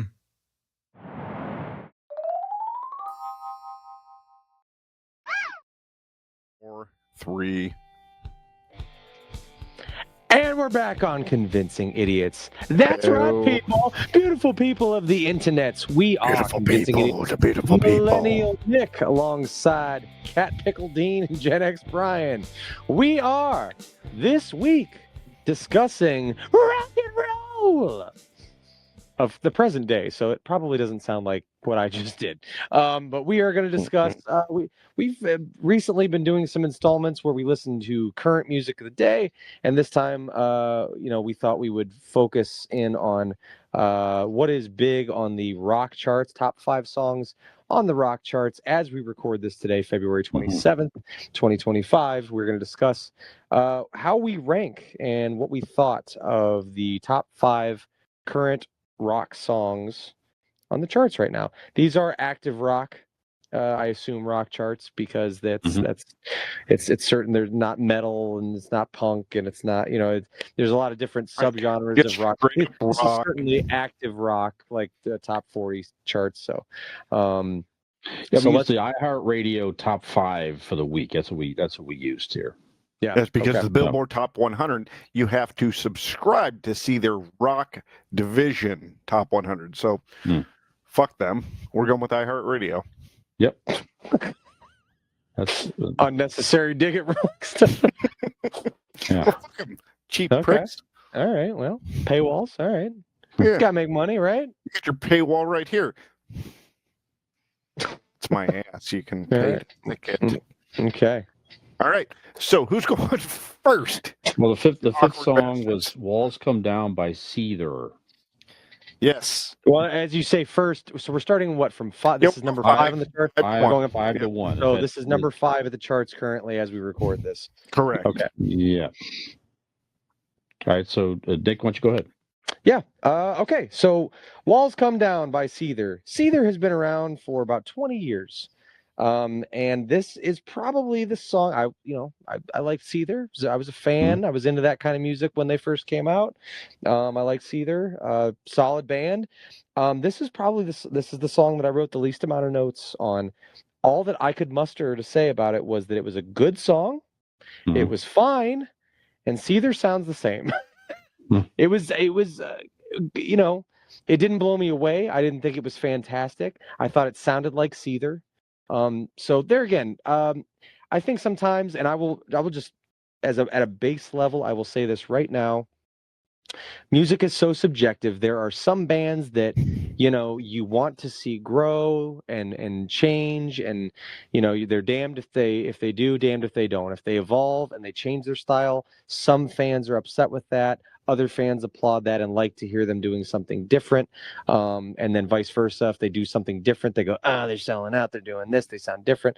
So whatever. If you are a Seether fan and you like the way Seether sounds and has sounded since the early 2000s, they are serving you well here. I don't know that I've ever heard a Seether song come on the radio or anything on any of their albums that I go, that is unrecognizable as Seether. So they're true to their brand. I don't see a lot of evolution in this song for how I know and recognize Seether, but it is a good song. Lyrically, a lot of their stuff is very deep and emotional, and I know their singer has dealt with his struggles with alcoholism in the past and mental health issues and things like that. So that's very present in their lyrics. But yeah, Walls Come Down by Seether. I gave it a 5. It was solid, middle of the road, good. Like I said, if you're a big Seether fan, like you're gonna rank this higher because you really love them and you love their sound and you love what they do and you'll love this song. But yeah, it was it was fine. It was I don't want to say it was vanilla because that's harsh. Like it definitely it means something to people, and lyrically it has weight to it. It's just like I said, Seether. I was I haven't listened to Seether on a consistent basis in the last like probably 15 or so years. So I was like, oh, they are where I last left them. They sound the same, but it was fine. So I'm gonna Dean, go thoughts next, on Seether? actually. I'm going to go next because Nick, I agree with you stole my sentiment. I've enjoyed Seether since 2000, and then get in 2001 with Broken. I've always loved them, and this did not let me down. When I saw that Seether was on the list, I go, well, shit, because like you said, a lot of bands go, well, it's been 20 years. We should really try to take a left, or and I Or was change with the style of music of what other people, maybe, I oh, was let's try this. pleasantly surprised to listen to Seether, and I found Seether, and I enjoyed it. I enjoyed it a lot. I've always enjoyed that where they're going about the music, and they kind of take a quasi pause to where like maybe they'll keep a light guitar riff, and then he sings a bar, and then it goes back into the music. I love that kind of style. That's a very early 2000s feel and style to it, and Seether does it fantastically. I was happy to hear them. So same as everything Nick said. I'm gonna go ahead and give him a 6 because I was such a Seether fan, and I got to hear Seether again. So I'll give him a 6. It was above average for me. I don't know, but I listen on Apple Music. They've put out 5 albums since the last one I did listened not know to. that. I mean, Well, I that's don't, why like we're I said, doing this. I'm not in that that's genre why as much we did anymore, this. but yeah, and I don't listen to the radio hardly ever. So like Correct. when bands from the bands that I listened to in middle and high school are still putting out music, but I don't really listen to them anymore. I don't have the radio on, so I'm not keeping up with them like I am other bands. So Sure. I'm like, wow, Seether's consistently been putting out music since the Good for last them. one I listened to in like 2010 or something. Just knowing it makes me happy. Yeah. Brian, what do you think? Were you familiar with Seether in the past? I'm not as familiar. I know the band Seether. I know Papa Roach. The other bands in the top 5 here. I've never heard of them before. I don't know if you guys have or not, but I'm not as familiar with Seether's. Where I know a couple of songs here and there, but I like this one. I mean, so it makes me want to go listen to more Seether. Go. It's just a solid hard rock sound. I mean, it's not it was like a slower headbanger type song and maybe that's their normal style. I don't know, but yeah, it definitely had some decent vocals, had some good hard rock guitar riffs. It had pretty decent solo. I like the fact that they had some throughout the song they had periods where it's really just the guy singing and you have the cool bass riff in the background That's there, what so I you was get to talking focus about. on that. You don't have That's the guitar their playing deal throughout. A lot of their songs. They do that. I like that. So yeah, so it makes me want to go back and listen to more Seether. I mean, for me, I gave it a higher rating. I gave it a 7.5. I enjoyed it. Of these 5 songs, that was one that I liked Brian, better than most. I would be we could play you know more Seether songs than you Correct. think I'm you sure do. I do. I'm You sure I absolutely do. do. You probably just didn't know who it was by or whatever, but you absolutely they've had easily listen to 5 or 6 like hit songs since like 2003 that Okay. like were Listen on to the radio song all the Fine time. Again. You'll love it. Fine Again. That was the first big one. Yeah. Okay. Yeah, I will. But yeah, good Breakdown. for Seether. They've been around for a while and they have another hit here, so good for them. Yeah. Awesome. Yeah. All right, Nikolai. Yeah. The next one on the list is Even If It Kills Me. That's right. This is number 4 by Papa Roach. Again, Papa Roach. fucking, I think we're dipping into the late 90s with Papa Roach, maybe even first album, 99, maybe 98 even. So I thought this is a band that is the opposite of what I wouldn't say total polar opposite, but Papa Roach has done a really interesting thing. And I will just say, there are some Papa Roach songs through the years that I'm a really big fan of, and others that I'm just really not. They're kind of all over the map for me. Whatever. But they've got some really good stuff. They've been around forever. And as I listened to this song, I thought that it's a solid song. They have aged really well musically. And I say that as in like they've evolved, but they're not trying too hard to do it. Have evolved and you can hear it, and it sounds similar to some newer things out there, but they're not trying. It's not so much to where they're like, okay, this is hot right now. Now we're going to sound like this. But they are a dynamic band. They've done some different sounding but still it's interesting because they branch out and they have different sounds musically, but it's all under the umbrella that I think serves their fans ultimately. For example, my favorite part, I loved the fucking breakdown in this song where it slows up, you get that heavy bass line and you hear that warning. Yeah. Like it's very old school fucking rock and roll. It's reminiscent of like early to mid 2000s metalcore breakdown. Way softer, but I mean like it gives you that vibe. I mean, yes, they're what year is it? Like 15 years late to the party on that style, but for like what they sounded like and what they were doing at that time, like they're evolving, they're doing different things, and I like that they're branching out. So I gave this one a 7.5. I enjoyed it. I liked it a lot. I thought it, like I said, but the thing that really turned me onto it more than anything that I can leave you with is that they have changed their style, but not so much to where it seems like they're just doing whatever they can to stay relevant. It felt like it fit them, but they're also trying different things and branching out, and they're not doing Last Resort and She Loves Me Not fucking 20 years later. And I appreciate that. All right.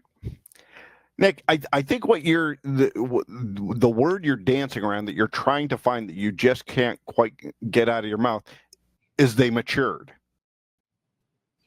They didn't advance or change or whatever. They matured. So what you're hearing is just the maturity of but it's not.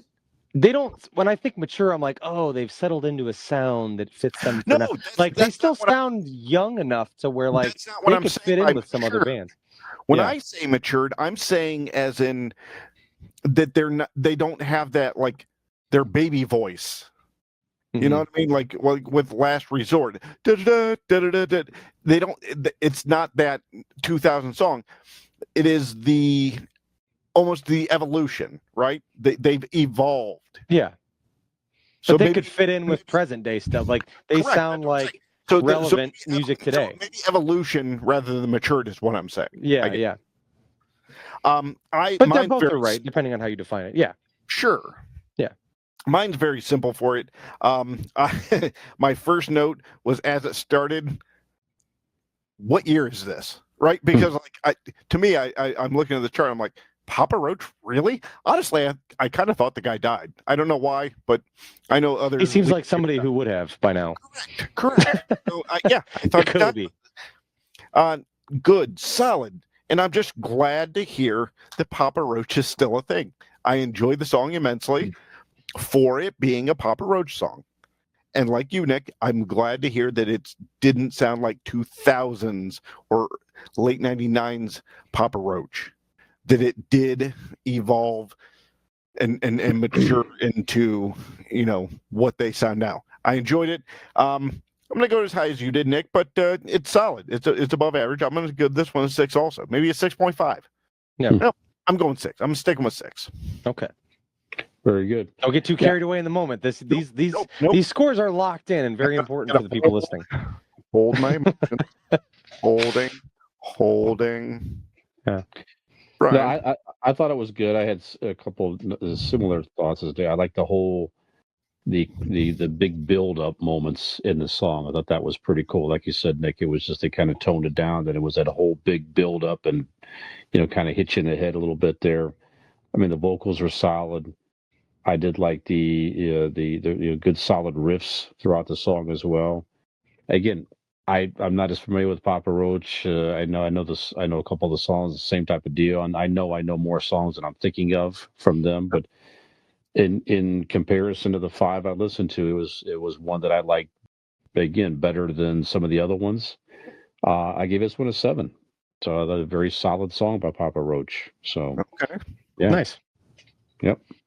And again, not being as familiar as another one where Sure. okay, I could certainly go back and listen to more Papa Roach and listen to more of their, In a lot of their years stuff. to do it.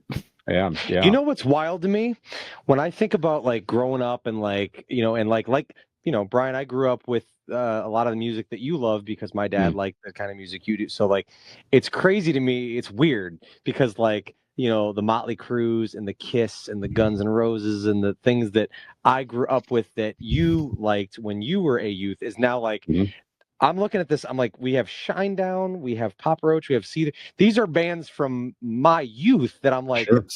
Yes. it's weird. cool. Like now I'm like, I'm very surprised at that. I consider it almost classic rock. I'm like, why are they still Yeah. on an active? Why That's are great. they on a top 5 list? You know what I mean? It's great to hear them. Love it. Yeah, that's awesome. Good point.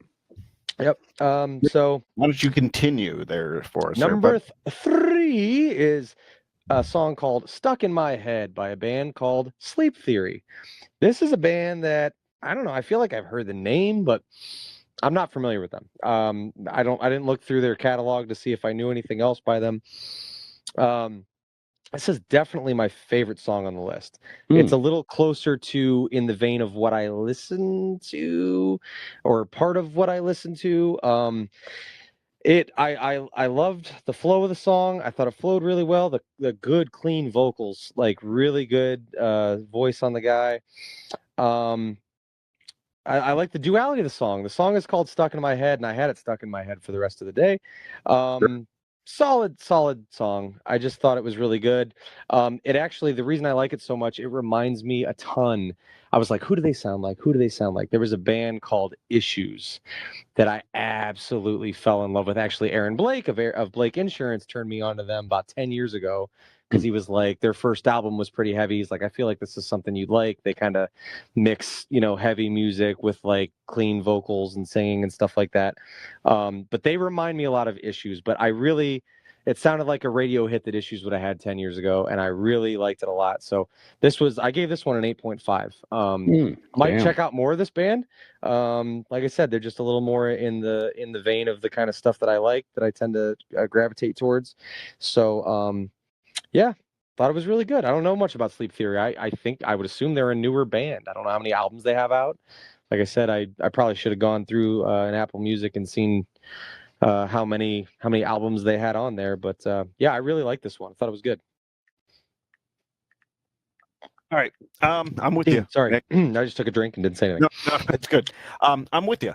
This has my highest rating of all of them, only because it's different. The rest of the bands that I know, I like them for them, and they sounded like them, so I enjoyed them in that sense.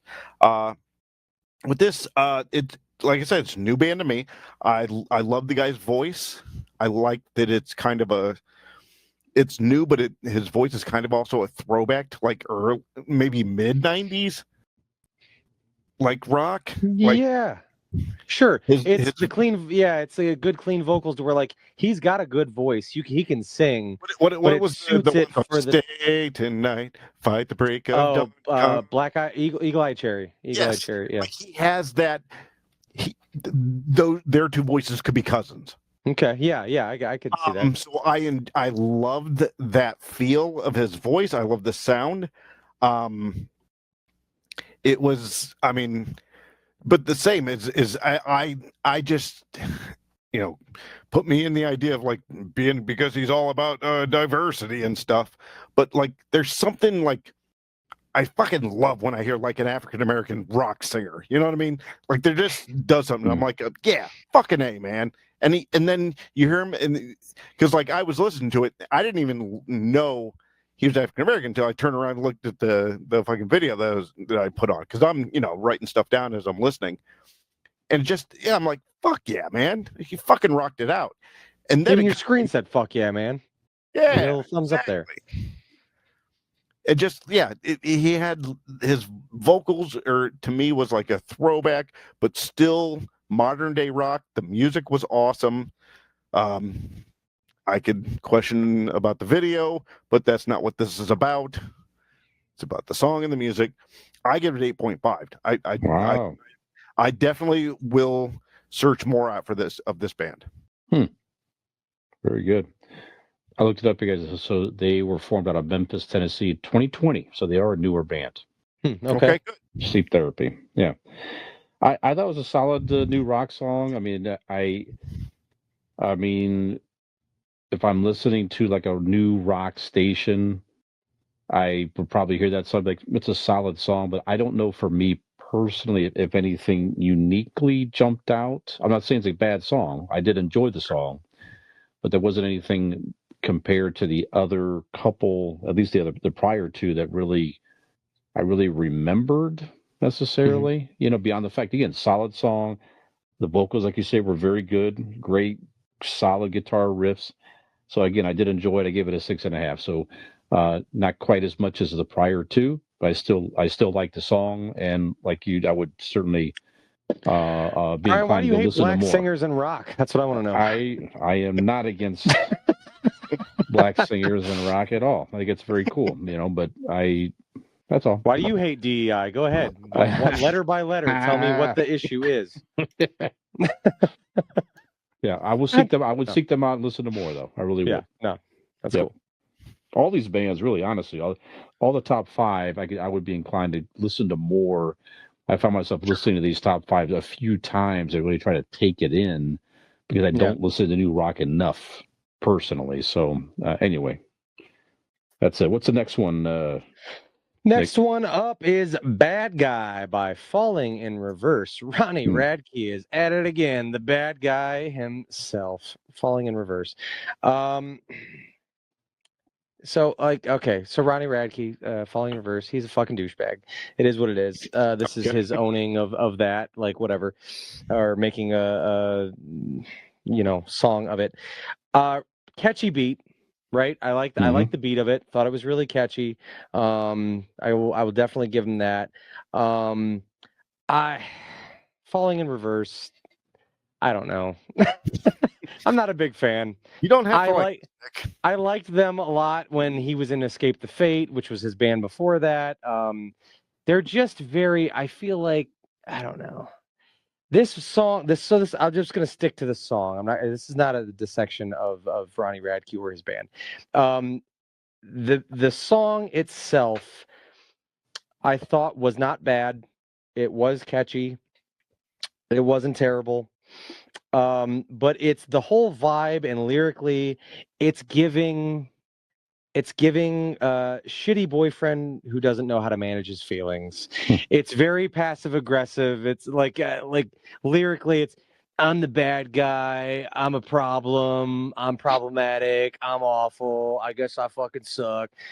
It's your chain smoking, Monster Energy drink loving boyfriend who hits you and tells you that, or yells at you and tells you you're the problem. It's giving that energy, and so what was the song a couple weeks ago that you didn't like? Where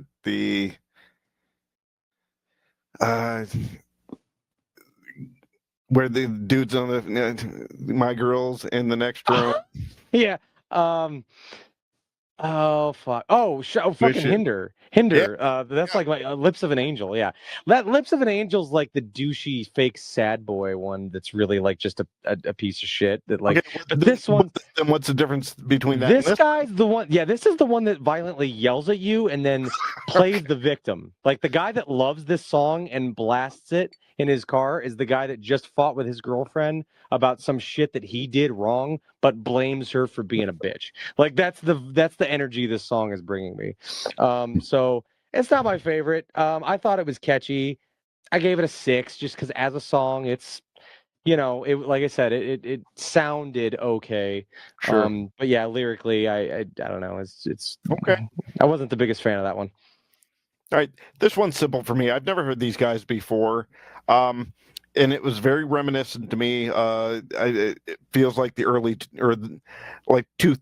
late tens, like Yeah, maybe for into sure. the turn teens. Which is when that's when this band started, actually. So Right. yeah.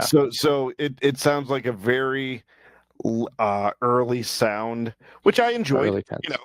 It was a fun beat. Yeah, I liked it. I can't say much about it, but it wasn't like super. It didn't blow me away, but the beat was catchy enough. I enjoyed the the late 2000s rock beat, so kind of was very reminiscent for me. So I give it a 7. Maybe 6.5. I don't know. But yeah, it didn't blow me away. But because I'm a fan of that genre and they sound exactly like it, sure, why not? Yeah. I enjoyed it. Yeah, Fine. we're all kind of in the same level with our rating. I give it a 6. Again, solid sound. The vocals were good.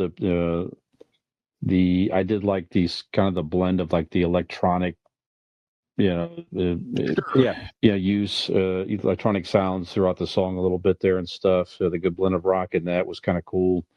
Again, it's a solid song, but compared to the others, it was not amongst my favorites. Like I said, I gave it a 6. Very good. Yeah. All right. And Coming in at number 1 on the charts this week, we have Dance Kid number Dance. 1. So Sorry. give me the whole thing. No, I want the whole thing from Casey Kasem. All right, coming in at number 1, you've heard them, Shine Down with Dance Kids Dance. I'm a little upset at myself that we just waited till the last one to do that. I'm like, we should have been introing every single one like that. I could have done it. Yeah. Note taken. For every music review we do, Casey Kasem has to bring in at least the intro to the song. Dance Kid Dance by Shinedown. Once again, Shinedown, early 2000s debut band. Very much like Seether in the fact that it is a Shinedown song. If you like Shinedown, you will like this song. You will love this if you love Shinedown. If you don't, you won't, because if you've ever heard a Shinedown song at all of any variety, you've heard this one. It's the same. Lyrically, it's different, but musically, it's just be mean. it is exactly the same. And there again, like I said about Seether, if you're a big fan of the way that they sound and whatever, but I think that's why I initially stopped listening to them, is because I'm like, they're just redoing their first album like 5 times over now. And that was probably 10, 15 years ago. So this sounds the same. Lyrically, it's very Old Man Yells at Clouds. Like I couldn't hate this more. It's Wow. It was like, yeah, as a song, it was fine. Like I said, it sounded like a Shinedown song, which are fine. But it was like definitely very like. So if Shinedown came out in the early 2000s, and that was 20 plus years ago, these guys are like 50 now, and it's very apparent in this song that they don't they're just talking about. They view society, and in their defense, there is a lot about our society and kids these days, whatever that looking at could be it's a crisis of culture. We're pushed pills upon, and we're soft, and we don't know how to deal with things, and we're introverts and whatever. But it feels very like in today's day and age, like these are active rock charts. So like these are like what radios picking up. This is not what kids are listening to. And because like that it doesn't understand what this song is the exact picture of what kids these days are fucking not listening to. But it's a fine song. It was a fine Billboard Top 1 Down. be such pieces of shit. We can follow that one. It was a fine, like I said, Shinedown. I don't think they're a bad band. I don't think they're, like they suck or anything. They just they're sticking with their formula. They're doing the same thing. Sure. This is a band that is not interested in branching out whatsoever. I don't think ever. So, but yeah, it lyrically was just I was like, this sounds like if my dad was in a band, not my dad specifically, but if your dads are in a band and like kids these days, this is the rock song they'd write. So yeah, I gave this one a 4.5. It was kind of like whatever. Okay. All right. I liked it a little more than Nick did. Exactly what I wrote down here. I love Shinedown, right? And I have a special place in my heart with Shinedown because driving around however many years ago when my son was young, this Shinedown, the song 45 was the first song like he asked me to keep repeating. So when it would play, so I have a little special place in my heart for Shinedown. I've always enjoyed them, but I actually have right here, like Nick said, a lot of their songs sound alike. But I'm here for it. It is Shinedown. You want Shinedown, you got Shinedown. The same as Seether. If you're looking for that band, you got that band, and I'm happy for it. Fine. But the drug use song, or the drug part of the song, you've spent so many years of different bands or rock bands or any sort of bands talk about like the dangers of drugs, doing cocaine and shooting up and heroin and all that. To me, I took this as a drug song, but just the new generation, which is prescribed drugs. That's the way I took it. So I didn't take that as a bad part of it. I just took it as the next evolution of drug song, like warning type shit. Okay. So that you took it as in like prescription drugs, like are the downfall of we're just fucking zoned out because they just keep prescribing us drugs and we're just zombies now because of, and then when they wear off, oh shit, we can feel stuff, we can see stuff, but then they put us back on the drugs and we're just looking forward and we're just zombies because of the drugs. That's what I got out of the song. I gotcha. And that's interpretation. That's, I mean, totally, yeah. Like, I mean, there is an element to that. I have 2 kids that are on drugs daily and they can't function without them. And I don't mean as in they're not zombies when they're not on them. They're like, they can't function as human beings. So I guess I hear people like down talk certain prescription drugs and I'm like, and I understand where that comes from. But at the same time, I'm like, if you don't have somebody in your life that like needs him to function, like you don't understand. Like that's one thing, but there are people sure that just push them on people to right. And are not interested in fixing them. They just, it's a pacifier. Right. Correct. And that, I think, to me, that's what this song was.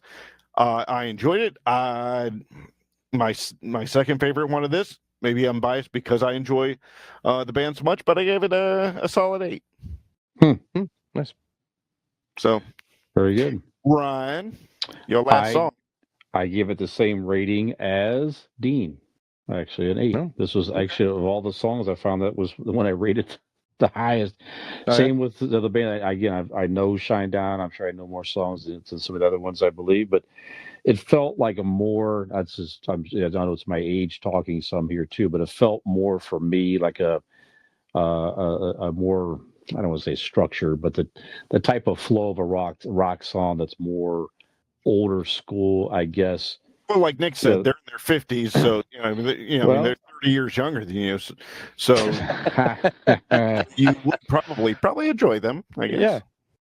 Yeah. Just solid rock, good riffs, and there was I don't know of other songs that even had any remote of a solo in it. This one had a slight guitar solo there, like an older school guitar solo. Yep. I mean, I'm not saying a song has to have that to be a good rock song, but that's just that's more of the old school heavy metal that I'm used to. Like every song had a fucking practically some type of guitar solo in it, so that just I'm used to that. I like that structure. Not saying I'm against new rock, but I liked it, and I didn't pay as much attention to the lyrics as I like hearing that perspective. I like hearing you guys take it to another level where you're paying attention to the lyrics and the meaning. I didn't get quite to that level with it, but from just an overall sound and enjoyment factor, I listened to all at least like 3 times. I did do that, but Nice. yeah. So I give it an 8. Solid Nice. song. Yep. Yeah. Very good. Yeah, So, we're all fairly aligned in some of these and some off. I think so. It's interesting. For the most part.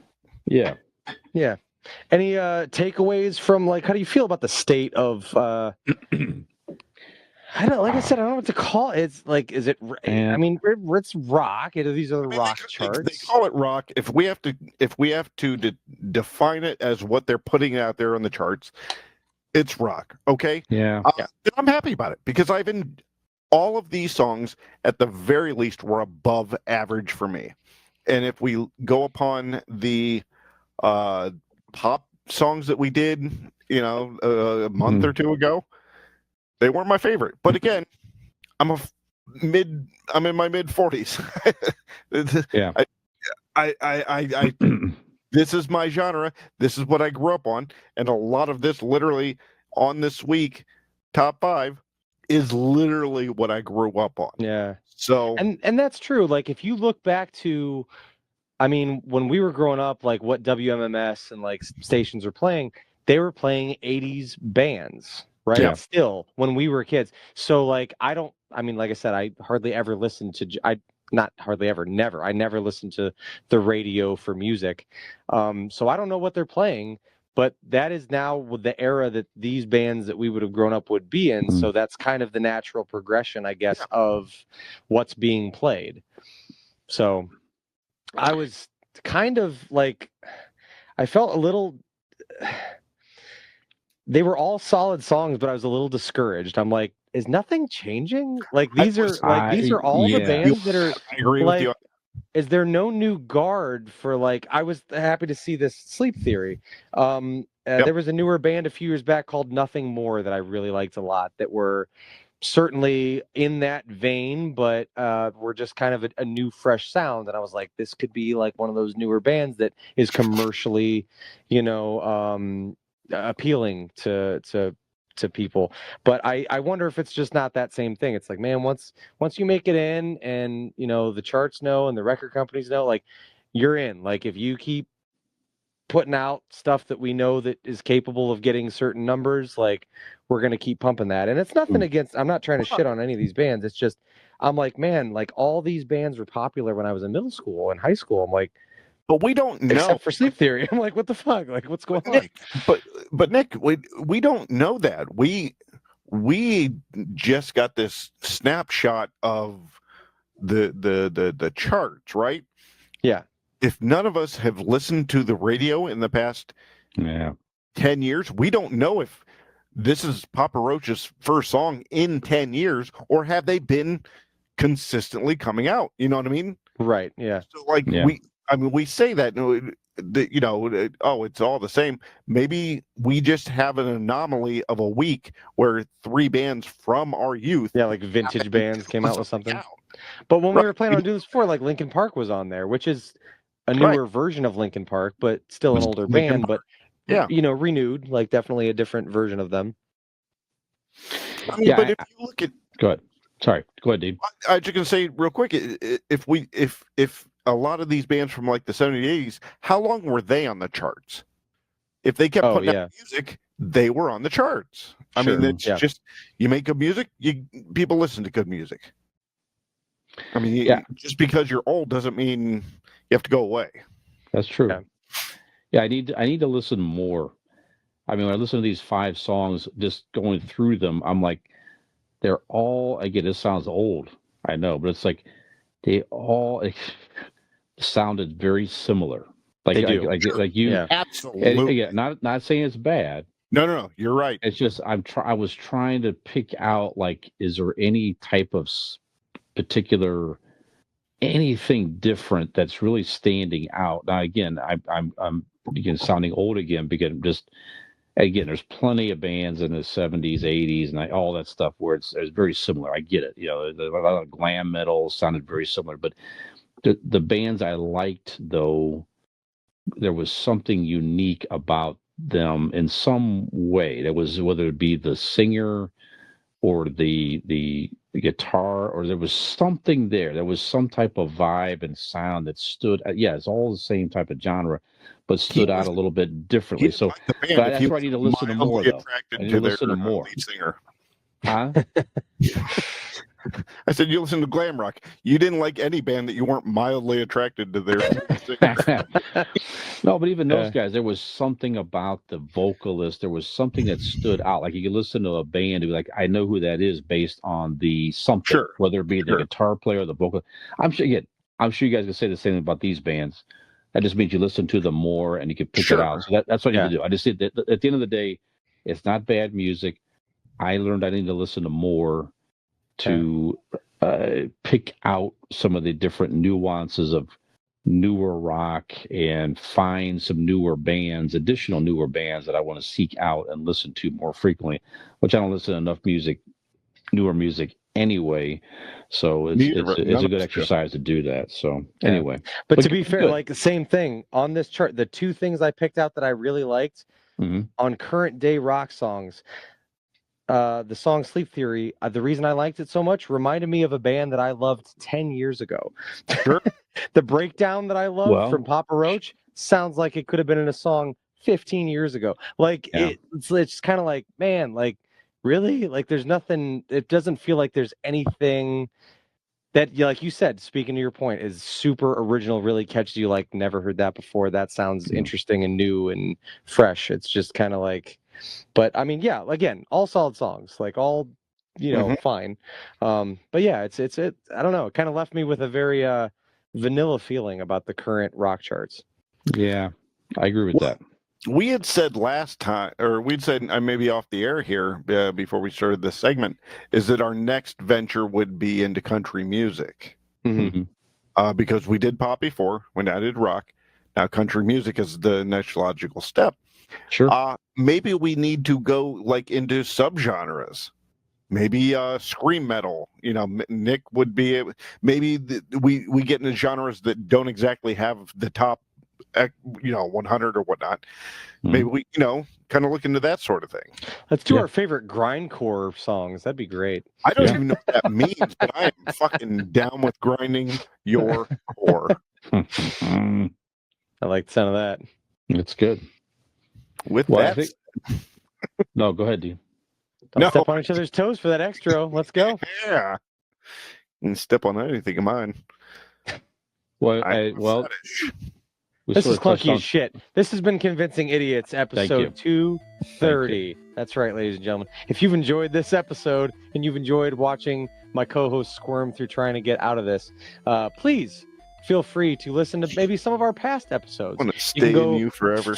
Find those links to those on our link tree, Convincing Idiots link tree. Go to Google, type in Convincing Idiots link tree. You're going to find those there, as well as our merch store, our website, which is convincingidiots.wordpress.com. So we have explored the world of rock music today, gentlemen.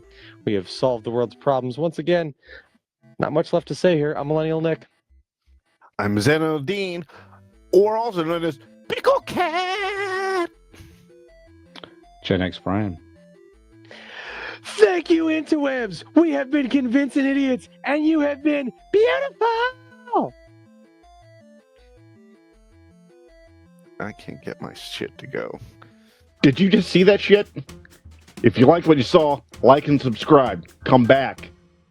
You're going to want to.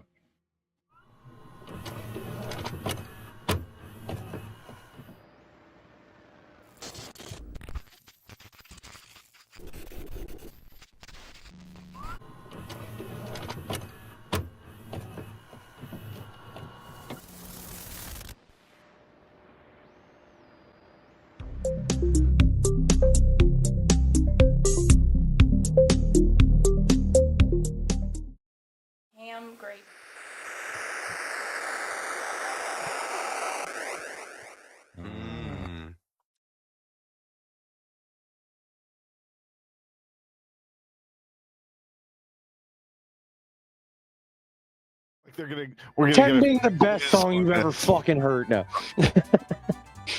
I can't put this up against some of my favorite workings of the legendary. Yeah, whatever. Well, you Top ran three out songs of on all that one. time: "Stairway to Heaven," "Purple Rain," Yep. "Stuck in My Head" by Sleep Theory. Made you shut the fuck up.